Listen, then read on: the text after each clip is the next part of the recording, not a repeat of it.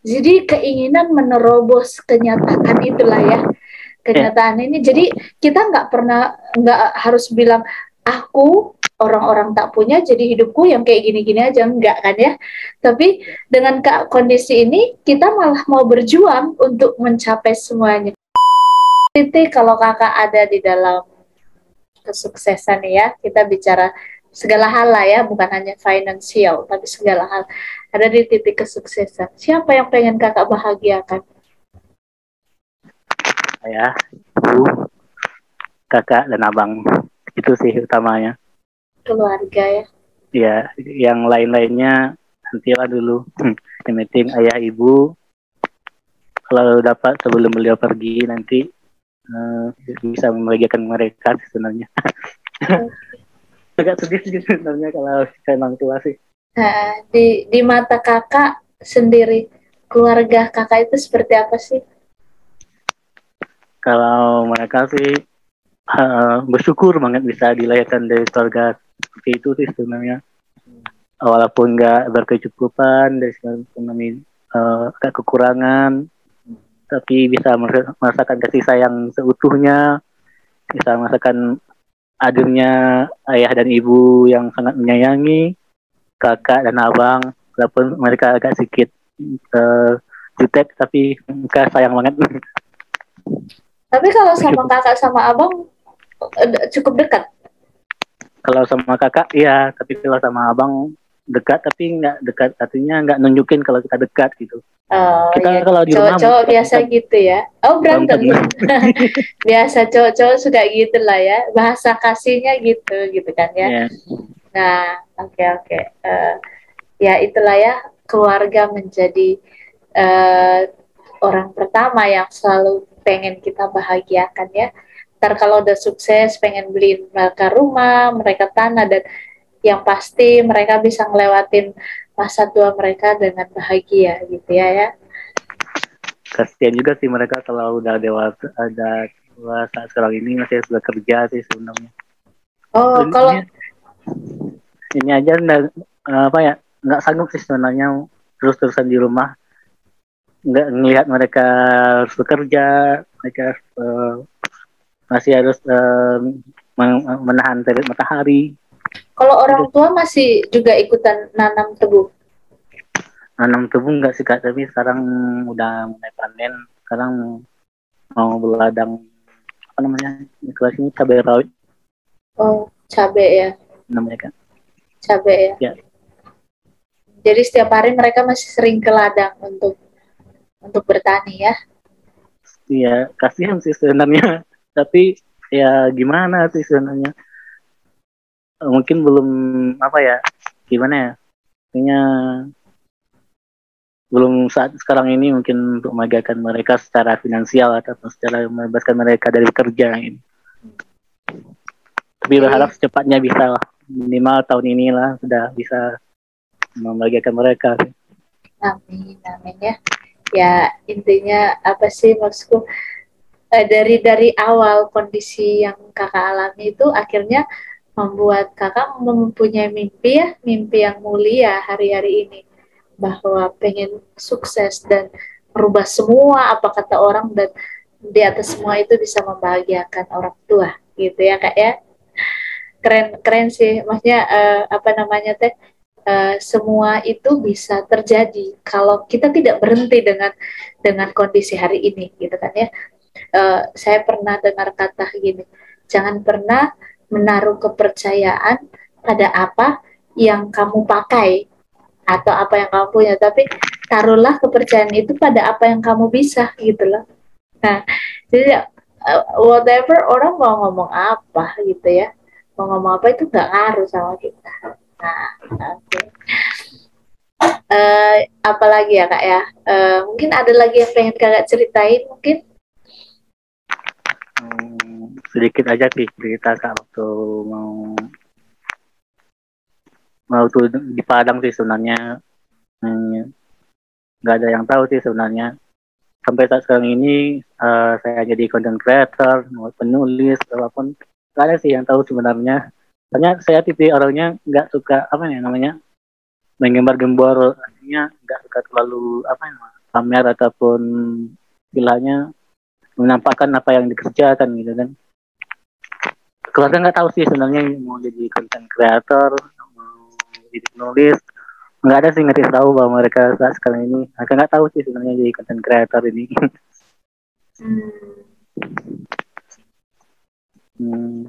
Pernah juga sih waktu di Padang itu apa ya, kehilangan apa ya, nggak ada teman, nggak ada sanak saudara, tapi emang lagi butuh gitu keadaan saat sekarang saat itu.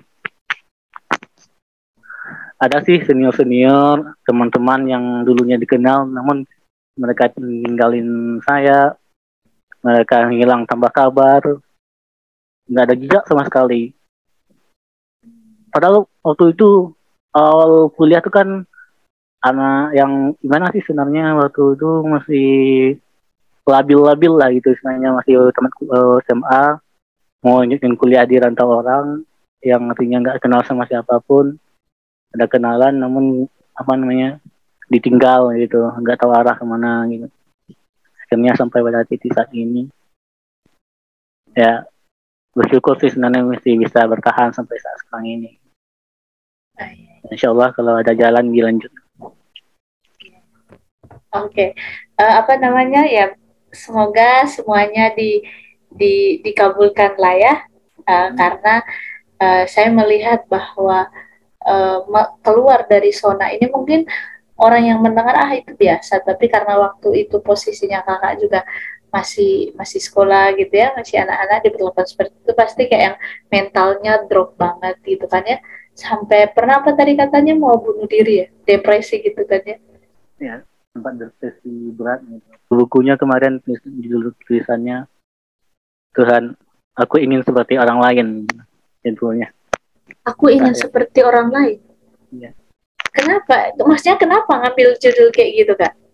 Ya karena kan dulu kan pernah depresi kan, bilang pernah depresi, pada saat itu kok nggak saya, fisik saya nggak sebagus mereka gitu kan, kok saya nggak seberuntung mereka yang dilahirkan dari keluarga yang berkecukupan, yang bisa memenuhi kebutuhan segalanya gitu, yang pergi sekolahnya diantar pulang jemput gitu kan, pengen gitu kan. Soalnya dulu waktu sekolah gitu jalannya jalan kaki gitu, jarak tempuhnya berapa jam, 1 jam perjalanan itu melewati sawah-sawah dan jalan yang berlumpur gitu.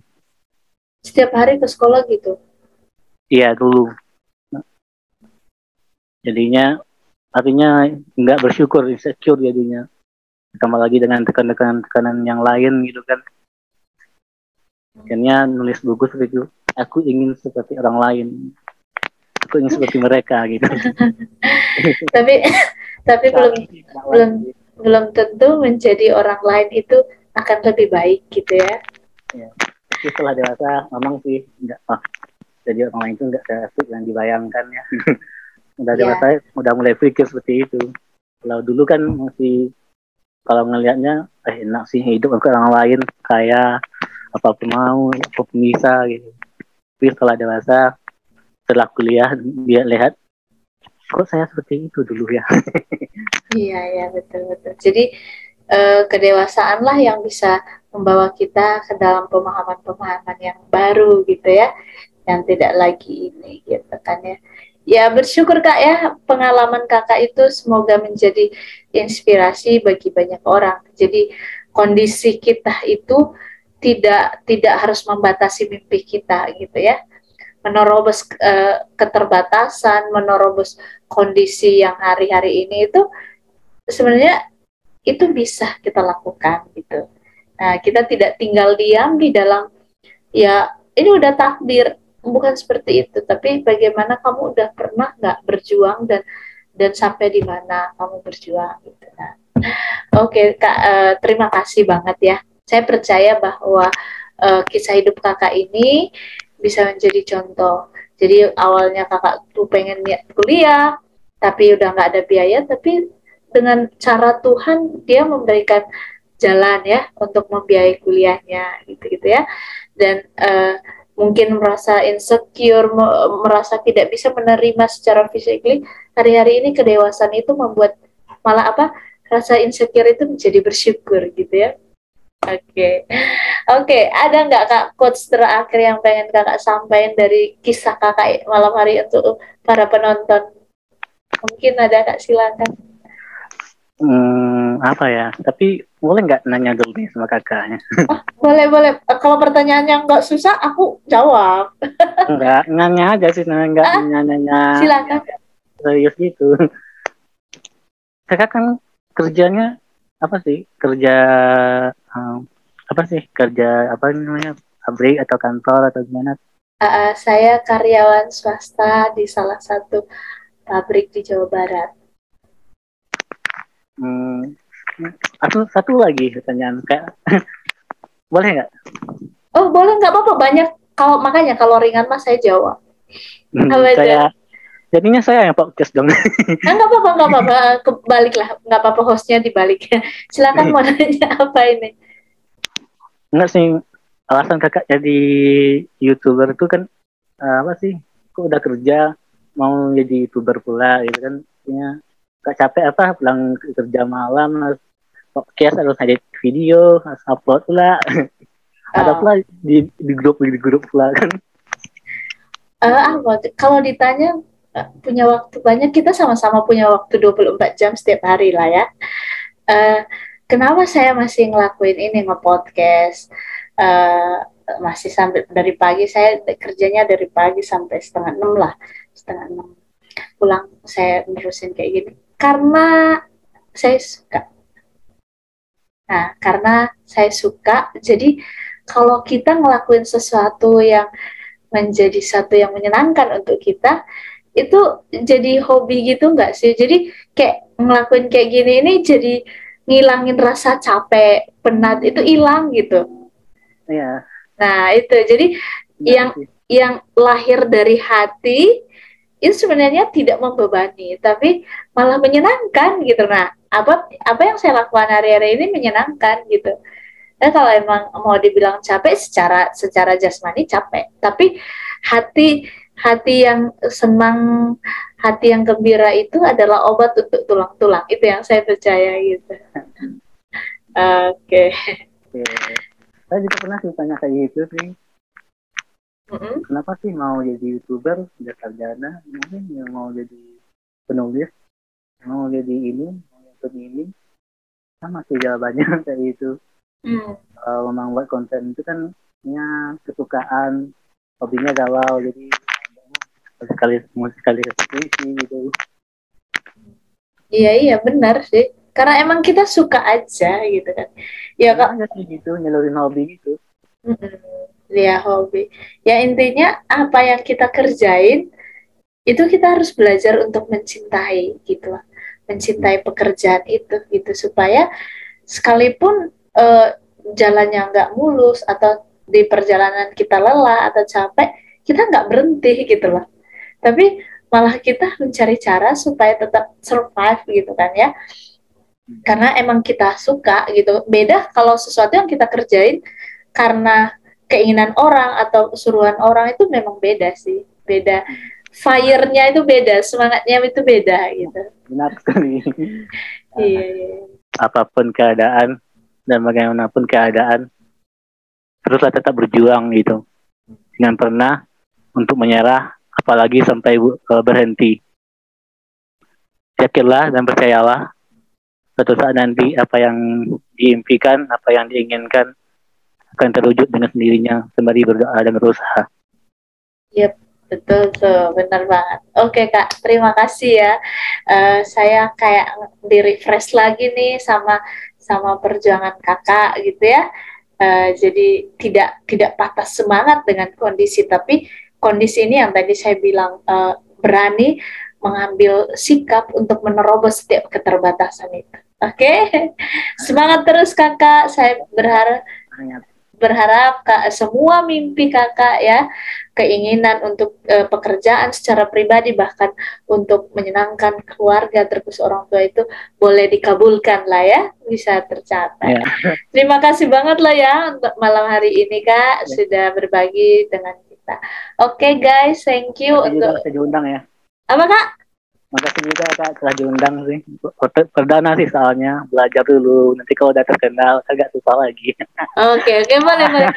Ini semua kita belajar lah ya. Kita belajar, nggak ada yang lebih lebih daripada yang satu. Tapi setiap kita mau melihat nih, orang ini perlu kita. Saya hari ini belajar dari sikap kakak gitu kan ya. Saya juga kadang-kadang kayak ngerasa bahwa oh saya nggak sehebat orang lain gitu kan, di sekeliling saya selalu banyak orang hebat, itu yang membuat kadang-kadang saya kayak sirik gitu kan ya. Tapi malam hari ini saya belajar dari kakak bahwa kalau kita mandang orang lain terus, kapan kita bisa fokus dengan kehidupan kita gitu ya. Kalau kita sibuk membandingkan diri kita dengan orang lain, kapan kita mau bisa melihat jalan di depan ini gitu. Nah, ya keren banget. Sebenarnya ngebandingin boleh sih sebenarnya, tapi dalam artian yang positif itu namanya, kalau menjadi motivasi lah ya. Jadi artinya nggak dengki, nggak haters gitu. Kita nggak jadi haters buat orang lain gitu. Oke. Kesuksesan orang itu sebenarnya akhirnya menjadi motivasi nih. Dia bisa, kenapa aku nggak bisa gitu lah ya. Ya, itu jadi motivasi aja. Oke. Terima kasih banget malam hari ini ya Kak Riko sudah berbagi dari Pulau Sumatera ya. Keren banget sih. Nah, guys, itulah kisah Kak Riko. Dan kalau kalian yang di luar sana mempunyai pengalaman yang sama, hari ini Kak Riko sudah berbagi gimana dia bisa ngelewatin kondisi itu. Dibully, dianggap tidak punya, dianggap nggak bisa, ngapain lu kuliah sedangkan ekonomi. Tapi hari ini dia membuktikan bahwa keterbatasan kondisi itu tidak pernah mencuri mimpi dia, gitu kan ya. Tidak pernah menghanguskan setiap mimpi yang pernah ada. Tapi dia menunjukkan bahwa inilah saya, Riko, yang kalian katakan kemarin-kemarin itu, saya bisa nunjukin bahwa saya bisa gitu loh. Saya bisa, dan saya tidak seperti apa yang kalian pikirkan. Oke, kalian boleh like, boleh subscribe channel ini kalau yang belum. Kalian boleh komen juga nih ya di kolom komentar dengan memberikan quotes-quotes yang bagus gitu. Oke, terima kasih juga Kak Riko. Selamat malam ya. Sukses buat Kak Riko. Kita juga buat kakak ya channelnya. Oke, thank you ya.